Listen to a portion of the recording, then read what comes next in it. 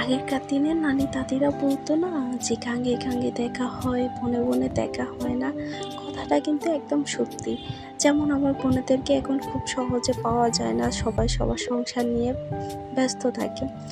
Hello my lovely people, আসসালামু আলাইকুম। সবার কি অবস্থা? আশা করি সবাই ভালো আছেন। আলহামদুলিল্লাহ আমিও ভালো আছি। ভিডিওটা ছিল আমার বোন চলে যাওয়া 2-3 দিন আগে ভিডিও। আমি আর আমার বোন হঠাৎ করে রামগঞ্জে বের হলাম যে চলো দুই বোন মিলে কিছু খাওয়া যায়, তাই চলে আসলাম বেলপুরি খাইতে। তো আমি আর আমার বোন মিলে দুজনে বেলপুরি নিয়ে নিলাম। আগে কেন জানি ফুচকা ভালো লাগতো, এখন আর ভাল লাগে না, এখন আমার কাছে বেলপুরিটাই ভালো লাগে। দুই বোনে বেলপুরি খেয়ে তারপর চলে গেলাম লোকমান চটপটি হাউসে। দুই বোনে কথা বলতে বলতে লোকমান চটপটি হাউসে চলে আসলাম। আমার কাছে লোকমান চটপটি হাউসটা কেন জানি বিয়ে বাড়ি মনে হয়। বাইরের প্লেসটা ঠিক আছে, কিন্তু ভিতরে ঢুকলে মনে হয় যে আমি বিয়ে বাড়িতে আসছি। আমরা চলে আসলাম লোকমান চটপটি হাউসে। আমার বেশিরভাগ ঘোরাফেরা খাওয়া দাওয়া সনিদের সাথেই হয়। আগে তাদের সাথে বেশি ঘোরাফেরা খাওয়া দাওয়া হতো, এখন সবার সংসার হয়ে গেছে, সবাই সবার সংসার নিয়ে ব্যস্ত, এজন্য খুব একটা তাদের সাথে এখন আর ঘোরাফেরা খাওয়া দাওয়া হয় না। ওই যে বললাম না, সঙ্গে দেখা হয়, বনে বনে দেখা হয় না, এখন ওইরকম আর কি, যে চাইলেও সবাই আসতে পারে না। এই তো আমার বোন তার ঝালমুড়ি খেতে ইচ্ছে করতেছিল, তাই সে ঝালমুড়ি নিয়ে নিছে।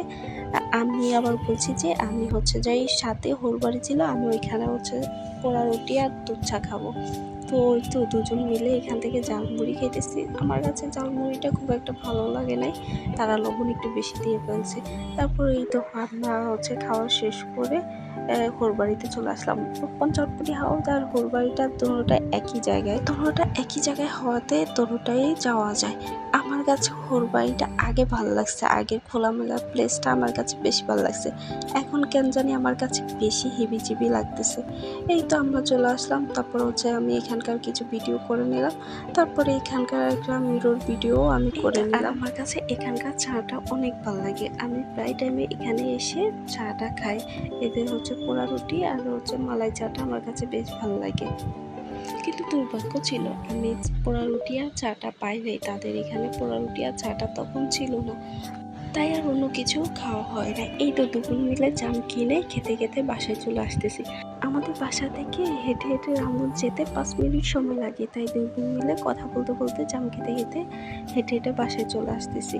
আর আমি আমার বোনদেরকে অনেক মিস করি। বোনেরা যখন একসাথে হয় তখন আমার এই কথা কাটাকাটি সব কিছু হয়। কাছে থাকলে দুষ্টামি ফাজলামি সব কিছু হয়, দূরে গেলে মিস করা হয়। যেমন হচ্ছে আমি তাদেরকে খুব মিস করি। ভিডিওটা এই পর্যন্তই ছিল, ধন্যবাদ।